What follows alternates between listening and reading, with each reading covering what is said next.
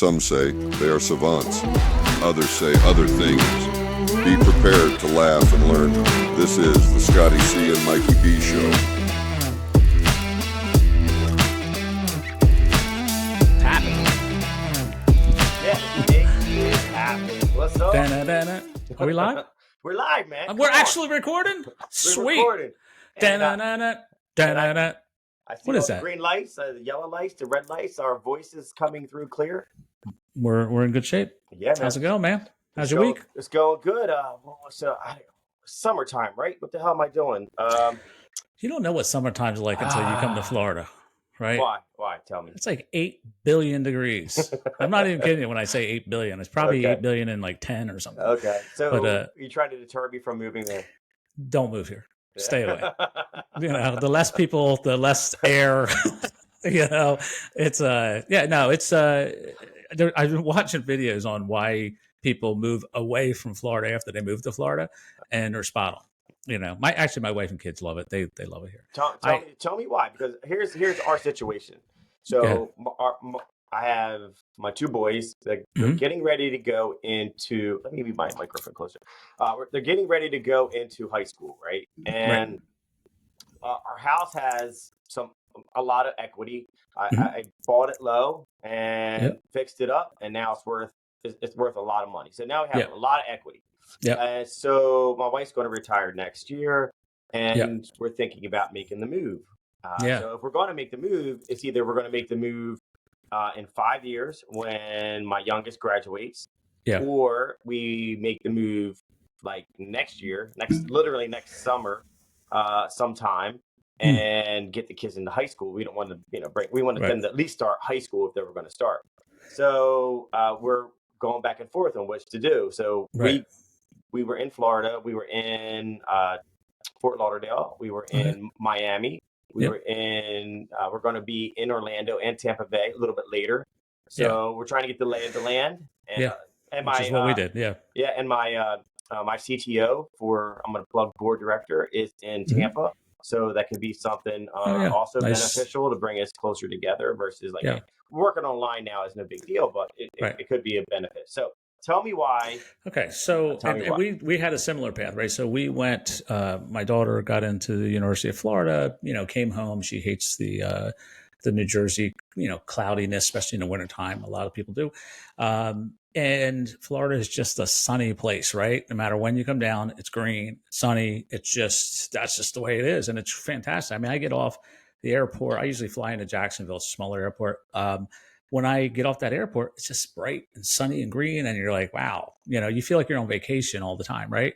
And then, so that's how we ended up here. And we went all over the place. We went to Tampa too. So here's what I've learned. You got to stay on the coast. Right? The coast. Yeah. So University of Florida, what's it called? The swamp, right? Which is basically the whole center of the state, if you ask me. Okay. So it's once you get inland, and if you look up the temperatures of like St. Augustine, where we're at, versus Orlando, which is an hour away, hour and a half away, but Orlando is more inland. The temperatures go up 5, 6, 7 degrees, and the heat index, right, equally. So if it's 85 here, it's 95 there. If it's a heat index of 100 here, it's 110 there, right? It's just dead air, right? Because there's no breeze. So a client of mine once said, if you're on, he has a house down in Fort Lauderdale as well. He said, if you're on the, depending on how you're looking at the state, but if you're on the water side of 95, you're going to pay one price. If you're on the other side, you're going to pay another price, right? So it's a little cheaper inland, but it's really, really hot. And just stagnant air. But that's the main issue. So right now, July, August, the heat index is like 100 every day. That's just the way it is here. So you're going to get it. There was a TikTok that I shared to my family and everything yesterday. It was pretty funny. They step out the door and they're like, oh, geez, what the heck is going on? And by the time they get to the car and she's trying to unlock the car and the door won't open, and he's going, hurry up. And the camera's going back and forth. And by the third time it gets to him, he's just got water poured over his head. It's like he's soaking, and then her mascara is all, running down. It was pretty funny, but that's pretty accurate. I mean, it's a hot state, a lot of bugs. Everything will kill you here. Right. So, it's black widows, right? So we moved in. It was a new development. Black widows, cottonmouth snakes, rattlesnakes. You know, we just killed a snake the other day, baby rattlesnake. It's alligators across the. We're not on the water side. We're on the field side. There's alligators, right? So, but not that you don't really hear too much about them. There are one-offs, one here and there, but everything else will kill you, right? And everything bites. Ants, fire ants are everywhere. You have to get an exterminator. You got to have an exterminator. It's just, it's. I kind of miss the North a little bit. Well, that's interesting. So this time of year. Yeah. By the way, you look fantastic. I like your background looks great. Your light looks great. Does it? Yeah, you're looking amazing, man. You know what? You're catching up with I am amazing. I'm not gonna lie. Fellow over here. I'm pretty amazing. Well, you know what? I have a light. I moved my camera closer. Okay. Microphone. Yeah, no, you're looking good, sounding good. Next week, I'm working on my background. I am working on my background now. Yeah. Okay. Yeah, you're looking like a true podcaster there, man. Yeah, it's coming along, brother. Yeah. So, you're deterring me from coming a little bit. I would say just be prepared. I would say come here so a friend of mine who lives here moved to Orlando 20 years ago after high school said the summers are what make or break people, and I agree. I think that's exactly right.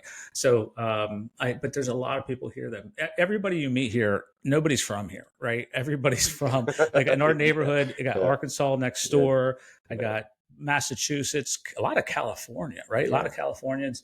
But I'm trying to think of one Florida person that lives in our neighborhood. I really don't know. So yeah, we were in Orlando last year, and we were in Universal, right? And, and what you're saying is like dead center. Yeah. It was August, and it was hot. Yeah. It was hot. It's a different hot. It's different hot, and the parks do a pretty good job of putting you in shade, but you're walking to different events, and it's hot, and you're sweaty and muggy. But I wasn't really bothered by it. I'm not really bothered by the heat. I'm bothered by the cold. Literally, I want to punch the cold in the face. That's how much I hate the cold. Right. I hate the cold. I hate the feeling of my fingers cold. I hate my feet being cold. That's because we grew up with no heat. So I always say that, by the way. So there was many times that we had to tack up blankets, right? Yeah. Seal off a room. When I lived on Columbia Avenue, we literally had to get blankets. We had to seal off the room, and my dad and I drove to get kerosene, right? And I slept, my Doberman slept right next to the kerosene heater. How freaking dangerous is that, man? Sleeping next to a kerosene heater. I remember we had an oil heater in the one house on Mulberry Street, and I remember, we'd run out of oil, right? And my mom would, she'd get paid and we'd go a day without, oil, right? Or whatever. And she would get a check and she would give him the check and, don't cash it till next week, type of thing.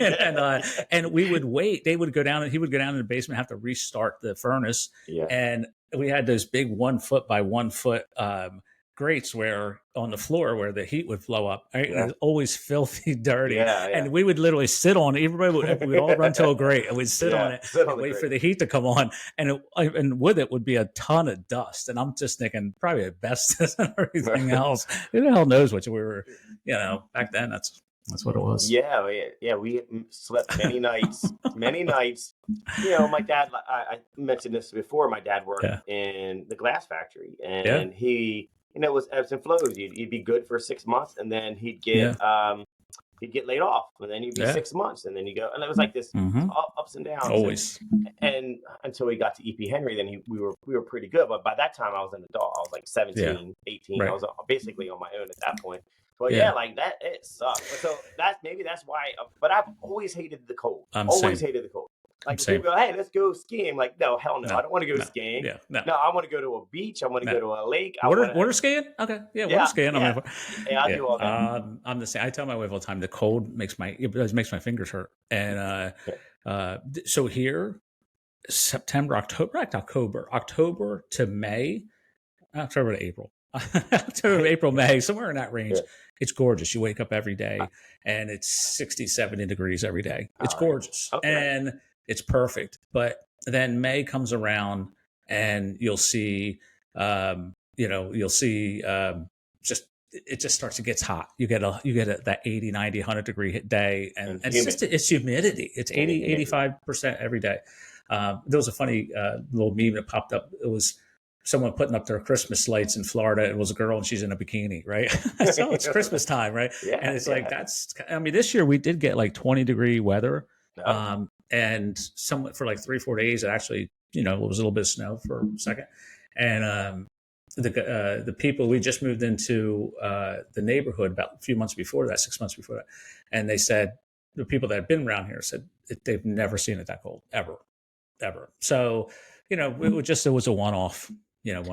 Yeah, but so you haven't deterred me too much. Again, the no, heat, the Black Widow, maybe the rattlesnakes, maybe. It's a new house. If you buy a new development, it's everything. It was a brand. So interesting part about our development is we're near Crescent Beach, which is ridiculously beautiful. It's like the best beach I've ever seen. We spent a lot of time. We lived in Ocean City, New Jersey for a while. It's different. It's a white sandy beach here, and the golf is supposedly even better. Our development. So Tom Petty grew up in Gainesville, Florida. Singer Tom Petty. He used to come to Crescent Beach for vacation as a kid. His family, they would drive down about an hour and a half away. And so when he made money, he bought a house on Crescent Beach, and then he wrote a lot of his songs down there. And then him and his wife bought a house where I'm at right now in our development. So it's this gigantic house. He had it was a huge field, farm, horses, and all that. And then when they got divorced, she got the house. He kept the beach house, right? And then she kept it until he died a few years ago. And then she sold it to a developer who made it into. So this was just a big open field. When they turned up all the dirt and everything else, spiders and snakes and everything else were living in here, right? So you'd walk in the house and the spiders aren't like normal spiders. Everything's prehistoric here. I mean, the spiders are literally like the size of a $50. Well, at least you can see them, right? Because they were tiny little things. Well, yeah, the black widows, I didn't even know until the exterminator first came by and he said, "Oh, I killed about 10 black widows and brown widows." And I'm like, "What the hell? So are they all gone? Did you get them all?" So you keep your lights off at nighttime because it attracts bugs. The lights, So you learn. But honestly, since we've had it exterminated every 3 months they come by, we haven't seen anything in the house at all. Like there's nothing. I mean, It's better than what it was back in Jersey. And really nothing outside. We saw a couple snakes. One was a garter snake. One was they think was a baby rattler. But with the dogs, you worry about that. Yeah. Overall, if once you're established a little bit in the area, if it's an established home, you won't see that too much. Because they know they're around people. Plus, they're already out. Yeah, it's like they've been chased out. Chased out, right? All right, that's not too bad. You haven't deterred me, so I'll look. I'm not going to tell you everything. What the hell? Why should I live in misery? Living on a white sandy beach is really miserable. It's gorgeous, and you drive on them, right? So you got to get a 4-wheel drive. If the best thing you do is get on the coast, whatever coast it is, get on the coast. Yeah. So my wife's friends, they just moved to Nocatee, Florida, near Jacksonville. Have you heard about that? Nocatee's gorgeous. I wish we would have known about it. Everybody told us about it. Okay. Just sound like a dumb name, so I didn't go there. Exactly. So they just moved there. And it's gorgeous. I hear it's gorgeous. I haven't seen it, but I've 10 seen minutes to the beach, Ponte Vedra. If you're familiar with TPC Sawgrass, it's gorgeous. Yeah, and so the husband, I know he's a really cool guy named Jake. I won't give his last name, but really cool guy. He's like, Mike, the business here is incredible. Yeah. Right? You might need somebody that is the owner, the founder of he said it was a gun. That area too. Yeah. But is it a bad area? In that area. Yeah. So he goes, networking will be fantastic for you. And I'm like, okay, that's an opportunity. And the school districts, if we're going to make the move, we're going to make the move in about a year. So if we're going to make the move, the school districts are important. I heard they have a really good school district. So it says to be continued what we do. Nocatee is expensive, but Nocatee is one of those. Well, so my son works up that way at nighttime and on the weekends at a Publix, and so in that neighborhood, I don't know if you're Scary. I'm trying to think of the guy, the morning show guy who's nationally syndicated. I can't think of the guy's name, but anyway, you would know if I said who it was. One of his people in the show, they do it pretty much like we're doing this now. And he's in Nocatee, right? So golf cart community, right? Yeah, so that's what I heard. you pull up to the Publix, and there's spots for the golf carts, and there's like 50, 60 spots for the golf carts, Yeah. and it's these kids, and these golf carts are like friggin' Jeeps, they're like they're loaded with all kind of stuff, So being a kid around there is a different experience for sure. Yeah, and that's what that's what he was saying. Is like you pull up on a Friday night, Yeah. and they just close off all the streets, and all they have are the golf carts everywhere. Golf carts, and everybody's just out in the community. So I'll have to check it out. We're gonna definitely go to Nocatee. Yeah, we're gonna check out Nocatee. We're gonna check out Tampa, Clearwater area. Yeah, I didn't like Clearwater. Clearwater is supposed to be really nice. I did not like Tampa. Okay. Tampa was a little, I don't know, a little royal for me. I mean, or not. It was very populated, right? So not royal. It was very populated. Reminded me of, kind of more. It was a busy area, right? So, and I'm sure there's some very, very nice areas. I didn't really care for it too much. Clearwater, I heard, is really nice. You know what? Naples is supposed to be beautiful, but a lot of older people. Nocatee, I'm telling you, you can't go wrong with Nocatee. All right.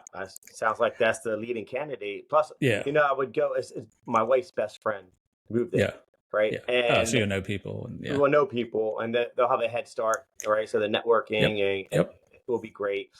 And one of the things too is, where we live now, I've made friends, I've made acquaintances. I've gotten to know people. I see them around through basketball, through going to church. Like I get to know people, but I haven't really built like a strong, I haven't built anything strong. You're kind of out there a little bit. There's nothing holding me back here. So, right.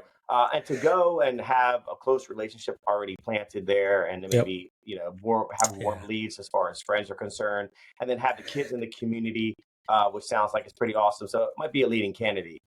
It is. I would, if I had my choice again. We didn't again. So we moved here. Our house wasn't ready yet. So we sold our house back in Jersey in March. We had to be out in March, and my wife needed to be up here for her job. So we rented an apartment. There's apartments. The amount of building that's going on in everywhere, but in that area too, is ridiculous. So, so we rented an apartment for 6 months in this brand new community. We're the first ones in our apartment. It was beautiful. Right up the street was Nocatee. So we were in Jacksonville technically, but it was 5 minutes from Nocatee.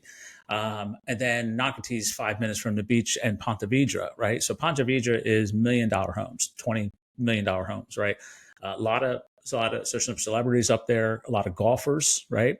So we went and had lunch. Me and my son played the other day at a little 9-hole course next up. It's owned by the TPC Sawgrass course, and it's supposed to be like a mini version of it. And it was beautiful and it's gorgeous. It was difficult. So we went and had lunch at TPC Sawgrass. It was right next door to it. There's about 20 spots for PGA professionals only, which is pretty cool. And there was about 10 of the spots filled. So we were pulling out, and there was one of them. I swear it looked like Steve Elkington, if you know golf at all. But it was, Cam Smith lives right there, who was just won the U.S. Open last year, or the British Open last year. He's, one of those guys that went to LIV he was the number one golfer in the world, I think, at the time. He's constantly that's his home course. He lives in Ponte Vedra. He fishes. He's right on the water. If we would have known about it, I think we would have bought there. And people told us about it that I asked in the industry, and then I just kind of dismissed it and said, that's a dumb name. Okay. Who wants to live in Nocatee? Yeah. Hey, it sounds like it's the leading candidate for where we're going to be. So we'll have to see again, to be continued on. So, segue to the next topic. So I know we talked about Grant Cardone in the past. Oh, yeah. But did you ever see his show, Undercover Billionaire? Yes. Yeah. So I watched the Undercover Billionaire behind the scenes that he did. And he it was like 8 hours of of everything, right? So Yeah. showed the show, then he had back the scenes. So I kind of like binge watched it last night, and it just floored me how like in 90 days how this guy he built a 5.5 valuation of a business of $5.5 million in 90 days. Yeah. And it just goes to show you, like, man, it just freaked me out. Like, I was in a similar industry and what he did versus what I did. Right. Yeah. And I just sat back, waited for I wait for like companies to come to us or word of mouth. And, I had like good Google search, right? So I was high on the Google search. Yeah. Right. So that was one channel. And then the other channel that was coming in was word of mouth. And that was it. I didn't do anything else, and I had a good close rate, but the aggressiveness to get new business was freaking amazing. Yeah, it was amazing the way he did it and the way he thinks, and and he said it multiple times. You could take away everything, but if you have the knowledge and you have that ability to go after something, you can achieve it. Yeah, 100%. I was like just shocked. I was very interested. I believed 100% that he would be able to do it, just because I'm a big fan of him. Guys like him, right, could lose it all and would be millionaires again in a year or two. Yeah, right. Now, could he build it back up to $1 billion? It would take him a little while because he'd have to do. He'd figure it out. Yeah, he'd figure it out. Yeah. Yeah, and he wouldn't stop. I mean, that's just his life. That's his mindset. People like that and I wish I had a little bit of that, just like, do something, flick me on the back of the head or something. Well, and that's what I was thinking about with this podcast. So what's the purpose of this podcast? And I said this before. One is to talk about topics that my wife could care less about, right? That's somebody to talk to. All right. I need somebody to talk. I just told you I don't have any friends. so I'm going to hit the old tried and true blood relationship right here. But hey, you want to do a podcast? I'm lonely. I'm lonely. I'm doing it. But really, it's about building my being able to talk and communicate my ideas that I have inside of me, and not sound robotic. And how do I do that? How was Grant be able to do that? Ty Lopez, some of the guys that I like to follow, are they? Well, one of them, they don't follow a script, right? And they have all the knowledge in their head, and then they break it out into a teachable moment. But they're doing it. They're not doing it from like a script. They're doing it not like, you ever see the guy? This is John Wigner from ABC News, right? I don't want to sound like that guy. Right. I want to sound authentic. I want to be real. I want to be able to communicate about what I read or what I saw. And when it comes to business, because board director and board director institute, I want to be able to educate about that subject to the masses.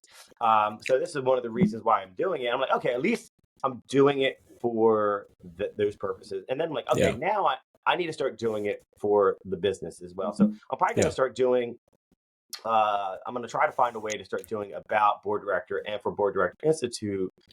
In a similar vein. I haven't figured out all the details of how to do it. I'll share something with you. There's so similar here, right? So I'm in health insurance. I love this, right? This is just everything, right? This business, Florida, whatever, it's anything and whatever comes up, working out, whatever. There's a great the guy Ricky Cruz I follow. He just interviewed a couple guys. They're real estate brokers here they're in Texas. So they created a YouTube channel called Living in Texas, right? Or moving to Texas, or living in Texas, or living in I think actually living in San Antonio, Texas, or something specific. They didn't want to cold call. He was basically down and out. What he did have is a phone, and he had YouTube, right? So they started creating videos. And within a year, he had, and then the phone starts ringing. People that wanted, or messaging them, hey, I want to move to San Antonio, right? He realized there was no channels for living in San Antonio, right? Or something similar. So he just started creating these little 10-minute videos and posting them once a week. And he closed like, I forget how many houses. It was like $1 million in revenue his first year, and then doubled it in his second year. And his whole business is, and now he's created other YouTube channels called Living in whatever, another town next to him or something like that.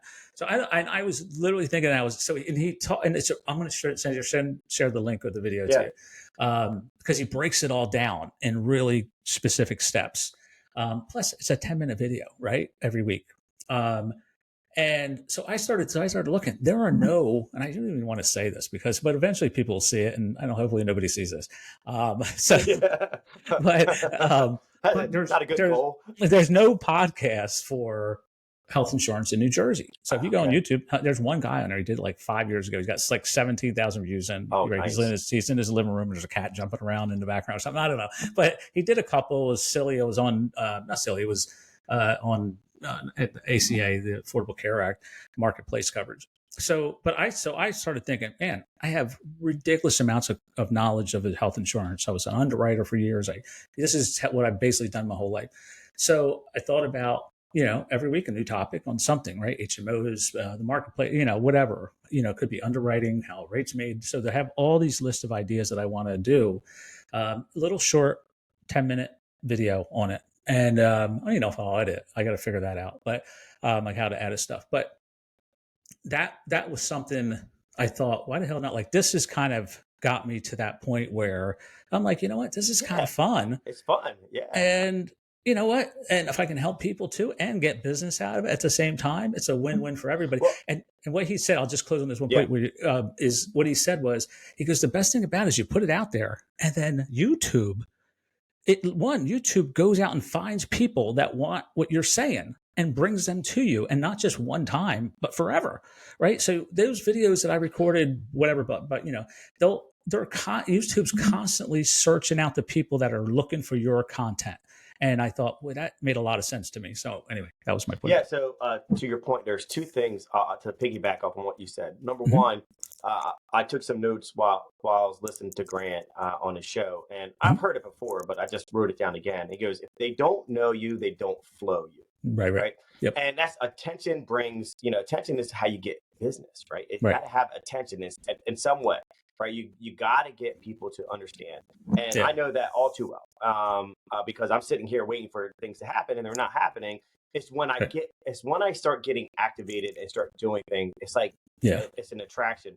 Back in the past, when I was running my old website development company, when I had the problem of transitioning, because I got some big contracts for Mercedes and Nokia, $100,000 deals, and we were just. But I didn't know how to scale. I didn't know how to go, okay, well, now I'm overflowed with work, and now I got to deliver, and then I'm not getting anything new.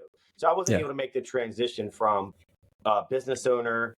I mean, like creating a job for myself versus being a business owner. So I probably needed some kind of investment based on that money to hire a couple people, and I just went and found the jobs. Right? I was the salesperson. I found the gigs. I was manager of the actual deliverables, but then had other people do the work. Right.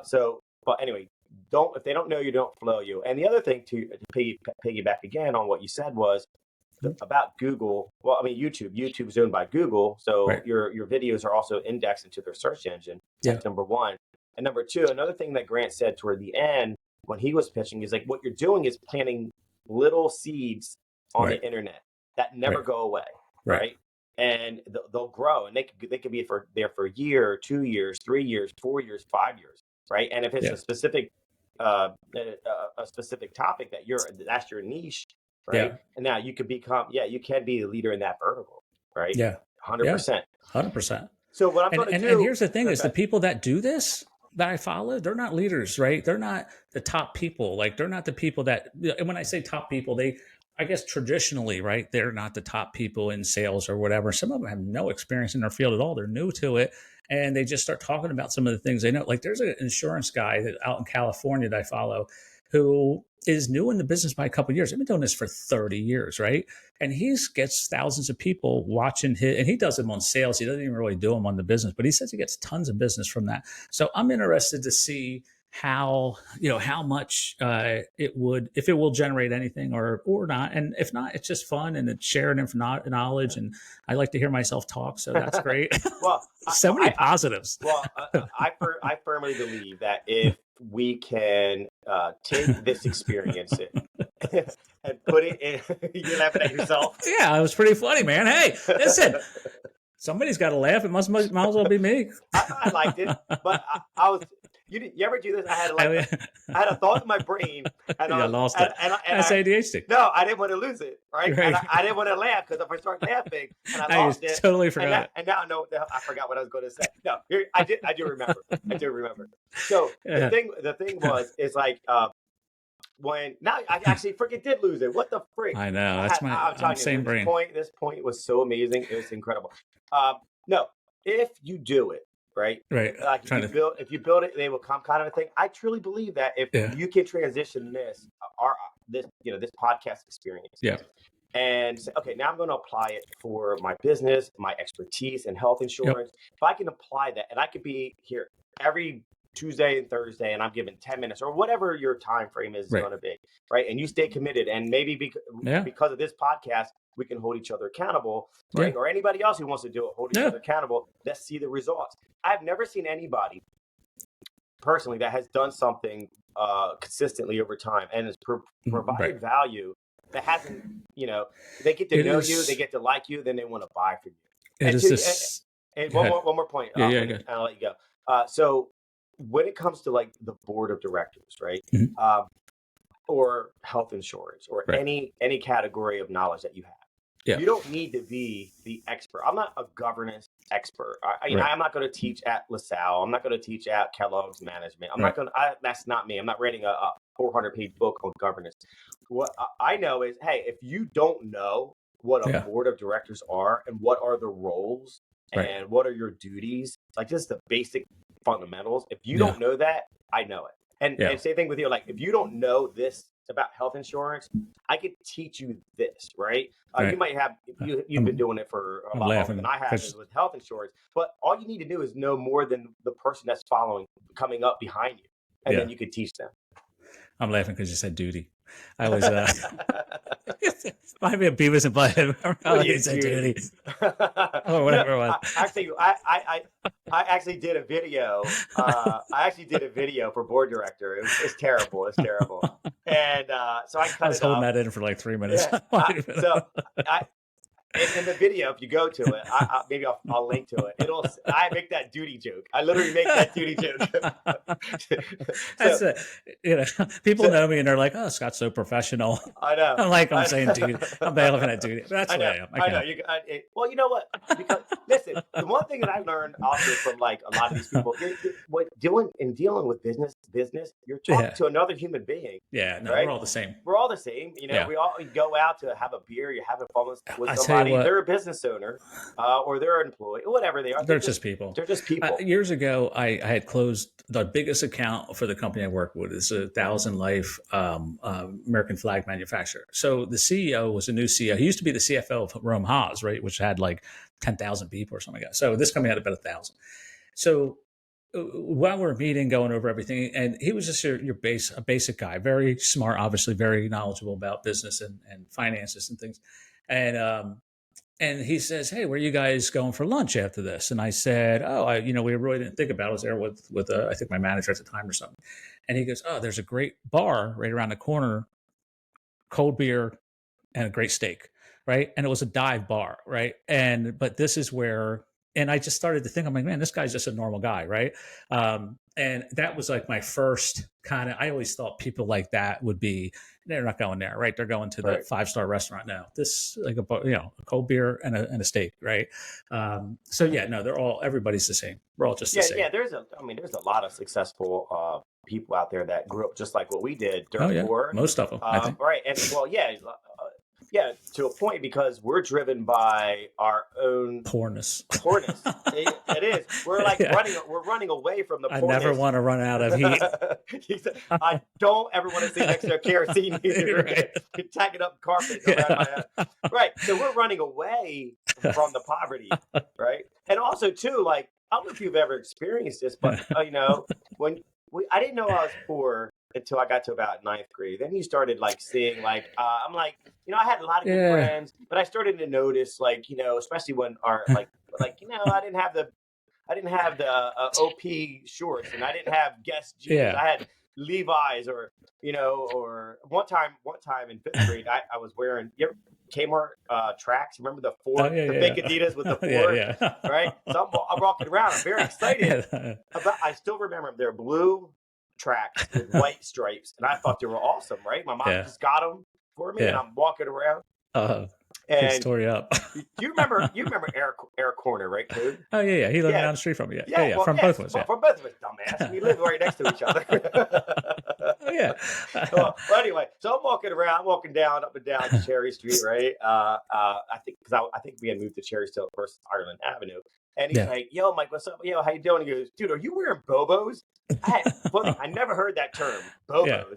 I'm like, And Eric was Bobos? as poor as all of us. Yeah, he was just as poor. I know, but Yeah, well, he I didn't guess. have heat either. Who's he kidding? But he could afford non-Bobo shoes. Yeah, So yeah. I'm like, Bobos? Well, anyway, that traumatized me. I had no idea Yeah. what they were. So I told my mom about it, and she goes, she took me to Sam's Club. I think it was Sam's Club or Sam's in the mall. Yeah. And I got my first pair of like non-Bobo shoes, and they were my blue suede Adidas. I went from 4 stripes to 3 stripes. Blue right? suedes. The I blue remember suede that. Adidas, and I got the fat laces, right? I was into hip hop. I was into rap music. I was into breakdancing with my buddy Pete.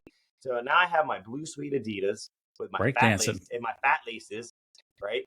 And I felt like $1 million, man. I felt like $1 million. And my mom, when she goes, $50 for a pair of shoes. Oh, man. She must had a connection, and little did she know what was about to come, because Yeah. from then on out, I was very conscious about what I would wear. And I said, Mom, I'd rather you buy me one nice sweatshirt and then 5 crappy shirts. Yeah. I'd rather have at least one good one that I could recycle versus all these crappy shirts. And she got so offended, because she was poor. She didn't care. She was just trying to put clothes on. I don't remember when I never really thought I was poor. Although, like our living room, we had linoleum like for every room, right? We didn't have carpet. You didn't have tile. We had linoleum in every room, living room, whatever. I remember when I started working. I worked for a year at remember Mike? Mike. No, what the hell is his name? Mark. I forget. Anyway, we worked at Channel in the carpet store, and Mike Messina. Dan Messina. Dan Messina. Yeah. So shout out to Big Dan. Yes. And so I bought carpet from there with like the carpet and the pad was already, it's like all one, you just roll it out, that was the first time we had carpet in that house. But anyway, I never felt poor, even though we had linoleum floors. I just didn't think, I never really felt it once we got into that house. Once like 10 on, I never really felt like I was poor. But that's why you ever noticed, not but all we the were. time, but absolutely. But I think guys that come from that, or girls, whatever, it doesn't matter, but guys in general. But if you're coming from that, you have this inner drive that maybe if you're sitting fat and you're sitting fat, right, and you're like got everything handed to you, you might not have that inner drive. That's why you might see a lot of professional athletes, their sons and daughters, or they never become as successful because they don't have that same kind of drive. Yeah. Not everybody. Have to struggle. No, not all. Yeah, they didn't have to struggle a bit. Going back to that shoe comment. It's funny. I remember I was in 8th grade. Pony had these high tops they came out with. They were white with the gray stripe. Yeah, I remember that. So we go to the store. My mom has been working for a while now, and she's making good money. And my brother wanted them, right? These were the ones, right? So we always had JCPenney. They said JCP on the tongue. I never really thought twice about it. So we go to we go to the shoe store. Oh, here's the things. They were $60 a piece, so we're $120, right?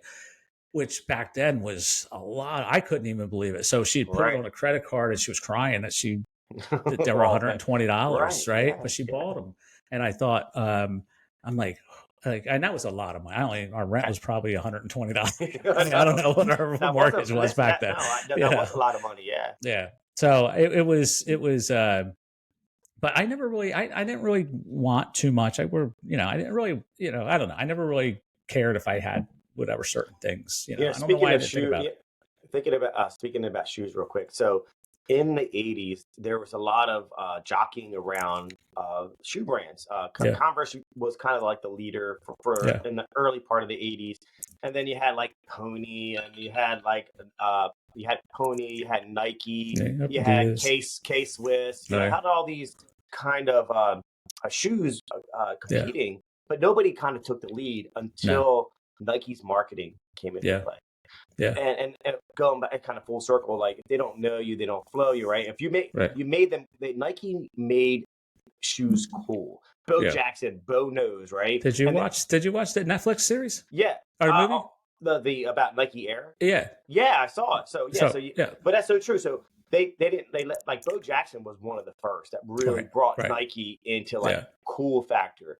And then Michael Jordan was like right there with him. So you had both of those kind of working together and pushing the cool factor of Nike. And then it absolutely skyrocketed. Under Armour kind of was doing that a little bit when it first started, and became a very powerful brand because of their marketing, making something cool to wear. So if you're like a retail consumer brand, you want to make it cool.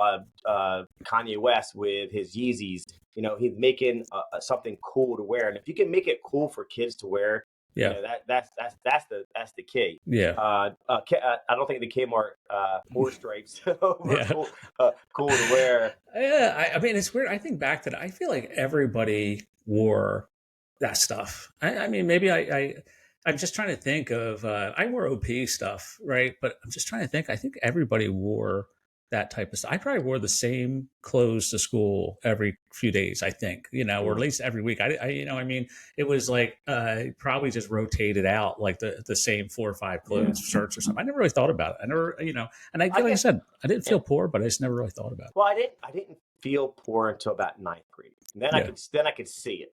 Right? Yeah. And then as and the separation starts to happen. Did you have those poor moments? Like I could tell you, I remember a girl lived up the street, and I was talking, and I used to go to her house, and she had a pool, and she was really, you know, nice house. She was up near a couple blocks up Isabel Ave and all that stuff. And so she was riding her bike over, and she came up in front of the house. I just happened to be outside. I think I was getting the mail or something. And she pulls up. She goes, "Hey, how you doing?" She goes, "Oh, this is where you live?" And I was hanging out with her all the time. I said, "Yeah." She goes, "Oh my God, your house is small." I said, "It is." It was small. Our washer and dryer were in the kitchen. I can peek through my window, through your window. Yeah. It was tiny.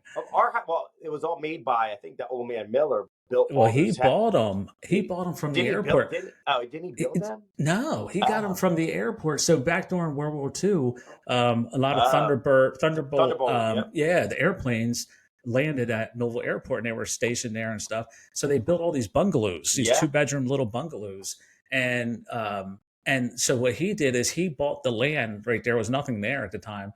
And he bought those houses for like $1 a piece. And he just had to pick them up, move them. So he picked them up. He built the little foundation and put them there. And then, you know, and he was a scumlord for sure. Yeah, he was. But you know, he built out all those little places that we all lived in. Hey, what can you do? You know, what's interesting? I tell you, look, a story about Ireland Avenue. That might be one of the happiest moments of my entire life. Yeah, it was nice there. Because although we lived, I mean, my wife's closet is bigger than my bedroom for sure, right? And I could fit probably both of our houses in my house now. I mean, it was. Oh yeah, they were so small. But like I had my mom, my dad, my sister were all together, right? Yeah. You were across the street. Toad was across the street. We had how many boy friends? Friends. Everybody. Mikey. I don't know if you hung out with Mikey, but Mikey. Yeah, Mikey. Yeah. Well, people call him Howie, but Mikey. And we had Igerman. We had Molly. Molly was up the street. We had all those. We had so many boys in the neighborhood. There was always something to do. It was always fun. Yeah. It was just a blast, and it was amazing to live in that little tiny little house. And there's many times I'm like, I'm going to go buy that for myself. I'm just going to buy it. And if I want to go back to Millville, I just turn on the lights. I just live there, right? Because it probably wouldn't cost more than like $1,000 to fix it up. Where'd you live before there? Where'd you guys come from? Okay, well, so before there, we were actually Well, I'm trying to remember. We lived on, first grade. I was 3rd grade. So 2nd grade, we lived on 2nd Street. No, 3rd Street, which was, it's pretty. That's right now. Yeah. Terrible. It's horrible there. Yeah, you get shot there. You get shot. Yeah. But that's funny. We had, and I don't know the political term, but they were literal midgets that lived next to us. Wow. And I still have a little phobia about midget people because my mom said, "Don't you go messing with them; they'll bite your fingers off." What the hell? She did.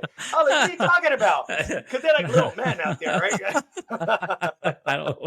Scared the hell out of me. Scared the hell out of me. Nightmares. Yeah. I don't. Bite your fingers off. That's crazy. Yeah, I don't. We lived on Mulberry Street, and I tell you, moving from Mulberry Street, I used to say Mulberry Street. That area was, there was a lot of doctors up Yeah, in that Third yeah, Street and all that stuff at the yeah, time. And then I said the neighborhood really started to turn towards, towards the end when we're leaving. And then looking back at it now, I realized it turned because of us. Like we were the bad kids, You're the one. Yeah, we were the one Yeah, breaking out, yeah, lights and yeah, stuff. But yeah, it was moving to that where we were, it was so much of an upgrade for us, like yeah. neighborhood wise and Yeah, all that that was a stuff. great neighbor. That was a It great was. neighborhood. It was an excellent But neighborhood. there was, Yeah. there was no nobody got there was no crime, right? No, Think about all that. it There's was no crime. it was nice out there. Like you were your family across the street. My grandma was up the street. Hmm. She was. I could walk across Mr. Miller's. He had that little farm in Oh the yeah, back. yeah. I could walk back there and get to my grandma's house in Oh five yeah, yeah, right minutes. next door. Yeah, Yeah, right there in 5 minutes. So listen, it was fantastic. I yeah. loved it. I like that But area. as I got older, I started to notice, no, what's Yeah. the point? I started noticing when I got older, that things weren't normal. Like even when Mhm. somebody would call the house, my mom would say, "Hang up," because I'm like, "Why?" Because it was the bill collectors. Oh. She wouldn't let me answer the phone. Hi, mom. It's Yeah. it's the cable company. It's Bank of America. It's Comcast. You know what she did? I found out this later. My mom opened up. The cable was under my name. I was 5 years old. She took my.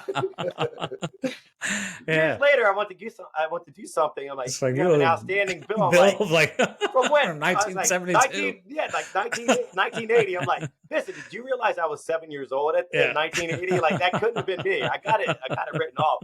So yeah, I had the cable, the phone, well, probably all my name at some point at 7 years old. Hey, we're getting delinquent. But Yeah, that's pretty funny. I realized that was abnormal when I started going over to some friends' house who lived in better homes, and their Yeah, mom and dad were yeah. a little bit more Yeah. normal and stable than what my parents Well, were. I always look at it. My wife's family. Her parents didn't make a ridiculous amount of money. I mean, he worked at a factory. Okay. They were two of them. She worked at a doctor's office once the kids got older, but they had a nice house. They went on Yeah. vacations. My mom, she didn't drive. She worked, and actually back in that time period, she was up to close to $30,000 a year, which was a lot of money Yeah. back then. It was getting to be. Definitely. Problem was my dad was a complete drunk, right? You remember? Do you remember? Oh, Do yeah. you remember my dad screaming and yelling in the summers? Did you ever remember that? I remember your dad always having a beer in his hand. Yeah, he was just a drunk. Yeah, And I yeah. remember Mikey, Yeah. his parents were fantastic, right? They were. Made my They life were. so much better. They took were me awesome. hunting, got my hunting license, took me fishing. We always did stuff together. And I remember his dad came up to me one time, and this is in the summertime. My dad would come home, and it's light out until 8:30, which is bad for my dad, right? If it's darker earlier, he goes to bed earlier, so he would stay up. Yeah. But he would come home drunk every night, screaming and yelling, punching holes in the walls and all that stuff. So Mike's dad called me out front one time. I went over there every day, and he goes, yeah, I just want to talk to you by myself. Mikey, go inside. And I was like, okay. And I was probably 12 years old at the time. He goes, hey, does your dad hurt anybody? He's like, he hurting you, your mom, or anybody? And Wow.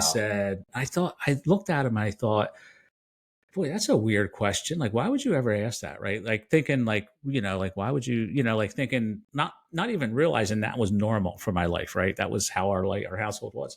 It was years later, I kind of figured out, he was trying to just make sure we were okay. Yeah. He was a great guy.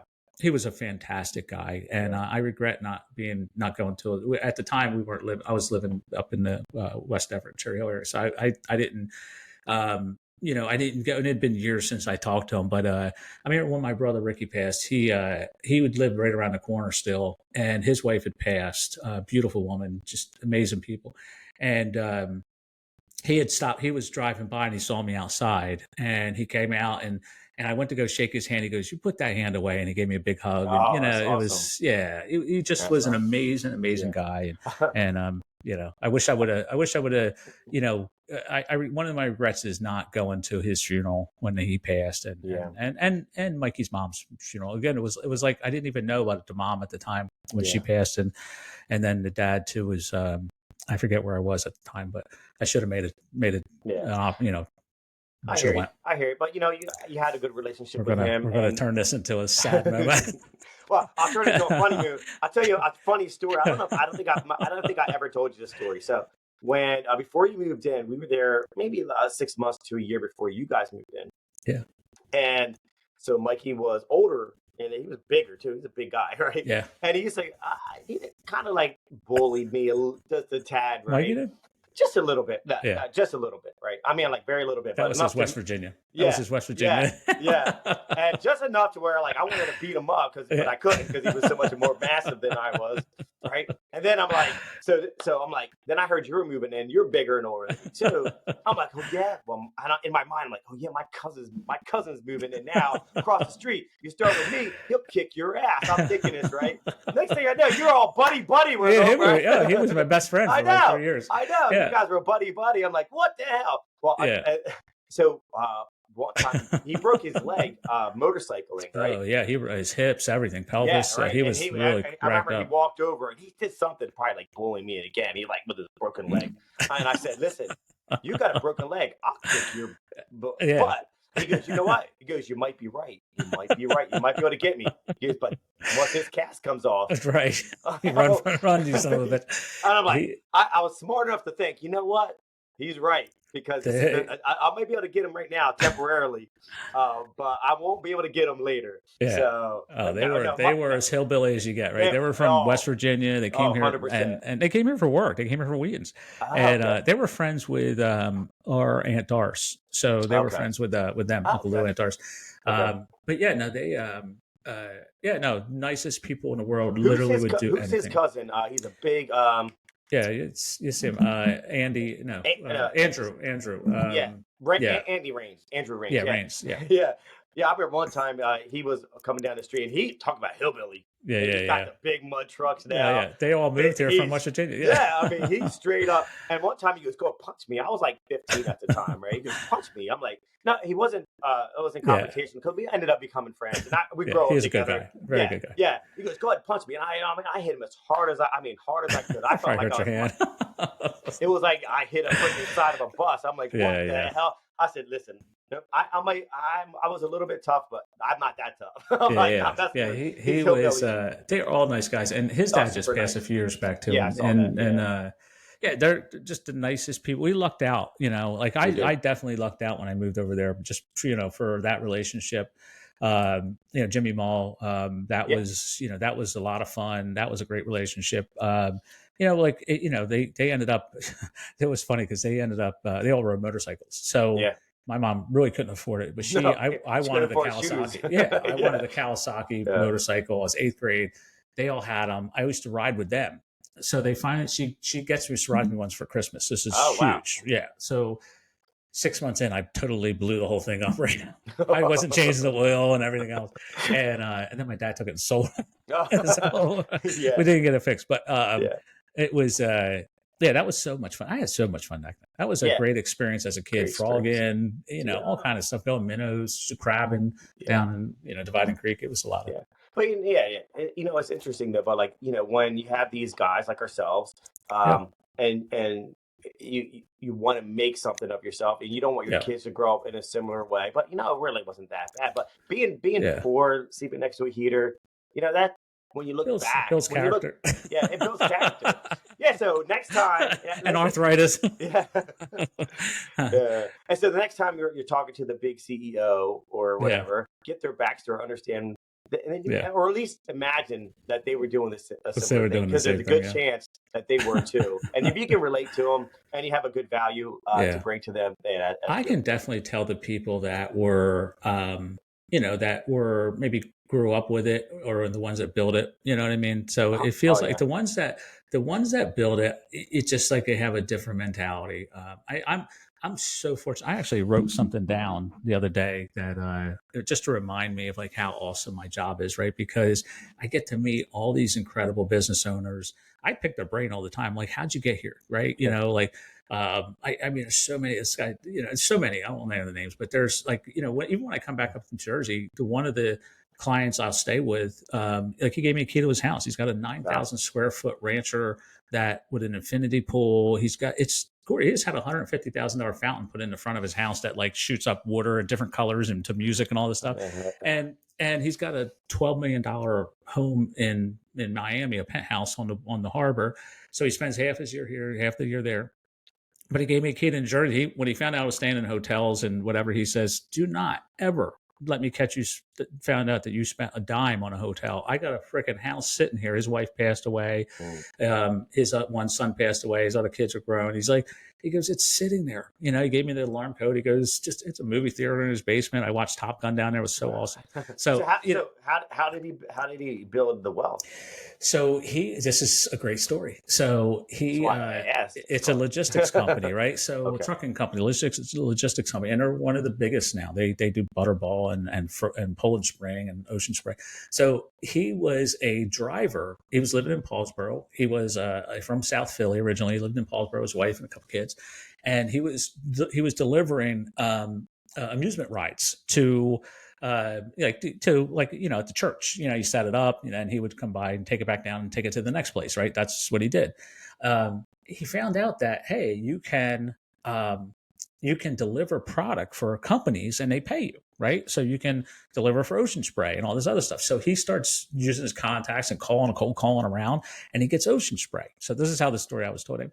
He gets Ocean Spray, and he doesn't have a truck. He doesn't own a truck. So he goes to the Paulsboro, which is now where the company is located. He goes to the Paulsboro truck stop, and he starts begging truck drivers to deliver these orders that he has. Wow. And that's how it got started. And he originally started by having trucks, and he would get different trucks. You know, he was getting truckers, like he owned the trucks too. And then he figured out it was a lot of overhead, a lot of liability and repairs, that there's a lot of independent truck drivers, which most of them are. They're all independents.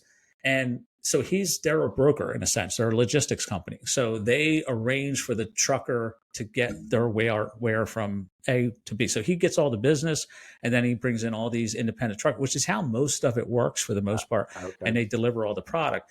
And now they do 60 million a year or whatever. And, so he built this company up over 30 years. Just one of the nicest, most incredible people you'll ever meet in your life. He will give you the shirt off his back. And like he literally gave me the keys to his house. Wow. And, it's amazing guy. I try to do stuff for him. He won't let me. Yeah. I think what you catch is the roots of somebody, right? You see the blossoms of the trees, but those roots you could recognize, right? You can see like, wow, this was built on a different foundation. Grew up in different soil, right? Versus the kid that was given everything. And I don't begrudge that to anybody, but there are a lot that might have elites that they're elitist, right? Yeah. And they may look down upon the common person. Right. And unfortunately, like they can be abrasive, and you don't want to be around those type of people. I tell you, with him, if you look at him, you wouldn't think he had a nickel to his name. And I mean that. It's like and he would tell you the same thing. I mean, not a nickel. I mean, but like he used to drive a Kia. He drives a Dodge pickup truck, right? It's a newer one, right? Like 4-door, nice truck, not a bad truck, but he's not $100 million truck, right? But you go to his house, and then he's got he did have a fluorescent purple Lamborghini SUV. That was probably like a $200,000 car. Yeah. I've never seen anything like it. It was the most amazing thing. This metallic purple, thing. And then he's got he's got all the toys, whatever. But when we were in Miami, he doesn't show it off. When we were in Miami, that was amazing. Miami's beautiful. When we were there, the vibrance. You saw the Porsches and the Lambos and the Maseratis. Just that's a lot of money. Driving around, like, wow, a lot of them must have been young, because I was looking like who's driving those cars. A lot of young, so it's a lot of young. I'll tell you what, though, he tells you, like, he lives there. That's his residence now, right? He's there most of the time, 3/4 of the year. And I'll tell you what, he would move there in a second. Like if his company, if he ever does sell or whatever, he would, he would move there forever. But he's one of those guys. Here's a quick story. He's the owner of the company. When I first met them, I got in through the controller, cold call, sat down. The controller brought him in, and he goes, and I saved them $48,000. Right. And when it was only like in the office staff is like a dozen people or something, like 20 people, and saved them like almost 50,000, and tremendously improved their health insurance. Right. Like made them basically 100%. He said to me, right on the spot, he goes, all right. And his broker was his personal investment advisor that handles all his personal investments and also did health insurance. He goes, all right, well, right there on the spot. He goes, after 5 minutes of me showing him what we were going to do and how everything was going to be improved, he goes, okay, call Mike up and let him know he's fired. He doesn't have the health insurance anymore. And that was his personal guy that would spend time in his home down in Miami with the other house he had. So that was how business was. And he knows I have his back, right? He knows I take care of him and his employees, and he knows, and they're like family. They are literally, I sent him a birthday or a Christmas card this year and just said, hey, I called you guys looking for a client. What I found was another family. And that's how they are. They're just, he's just the most amazing guy. And I have a few like that are just the most amazing people in the world. But that's why I wrote down, I was like, I have literally the best job in the world. I get to help all these people. That's awesome. So, so wrap it up. There? Yeah. Let's wrap it up on that. So a couple key takeaways that we're going to start to branch out on our own as far as health insurance industry, board of directors. And we're going to see, if we can fulfill who gets more followers. Is this a competition? Yeah, is this what this is? It's all. Oh, shit. Let me see if we got to put $5 on this thing. Yeah, but both are very boring as hell. I know. You ever sit down? Nobody really wants to sit there and talk about health insurance. But you know what, though? We can talk about, hey, did you get any leads off of your video or something, right? So we can track it and kind of, push it out. Yeah, let's try to get one out the door next week. How about next week? Let's try to get one of our own out the door. I literally put out 3 already. I didn't want to tell you. I don't know. You couldn't keep it in. Couldn't keep it in. Son of a bitch. Well, see, there you go. All right. All right, brother. I'll Peace. see you next week. Bye. All right, buddy. I'll see you.